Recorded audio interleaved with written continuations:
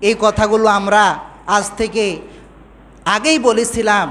আজকে দেখুন, বাংলার স্বাধীনতার জন্য অন্যতম একজন ব্যক্তি বঙ্গবন্ধু শেখ মুজিবুর রহমান, তিনি অবদান রয়েছে, অবশ্যই রয়েছে তার ইতিহাস পড়লে।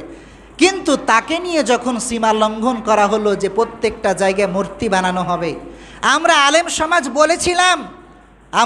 সমাজ বলেছিলাম তার জন্য এমন কিছু কাজ করা হোক যাতে করে তার জন্য সম্মান বয়ে আনবে।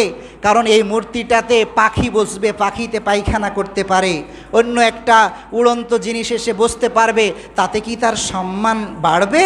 বরং না, সম্মান কমবে।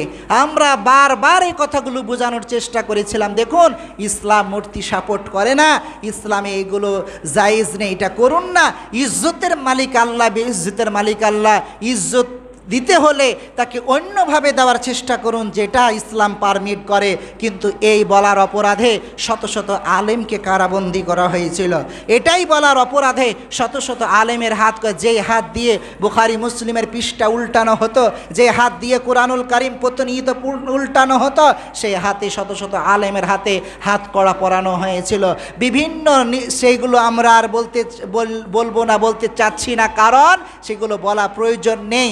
আল্লাহ সুবহানাহু ওয়া তাআলা একমাত্র ফায়সালাকারী। কিন্তু এত নিকৃষ্ট ভাষায় আলেমদেরকে নিয়ে তারা মিছিল পর্যন্ত করেছিল।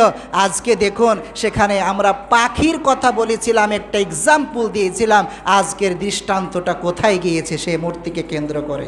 এজন্য আমরা যারা আছি বা ভবিষ্যতে যারা ভবিষ্যতে বা প্রত্যেকে ব্যক্তি থেকে সমষ্টিগতি প্রত্যেকে খেয়াল রাখতে হবে, ইজ্জতের মালিক আল্লাহ, বেইজ্জতের মালিক আল্লাহ।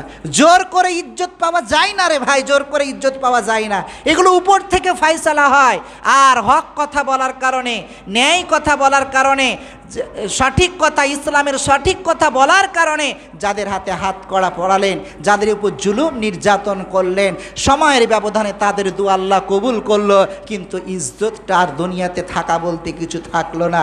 এর জন্য শিক্ষা হচ্ছে, 1 নম্বর, ইজ্জতের মালিক আল্লাহ, বেইজ্জতের মালিক আল্লাহ। খবরদার, এগুলো যেন আমাদের কারো মাধ্যমে সীমা লঙ্ঘন ভবিষ্যতে না হয়।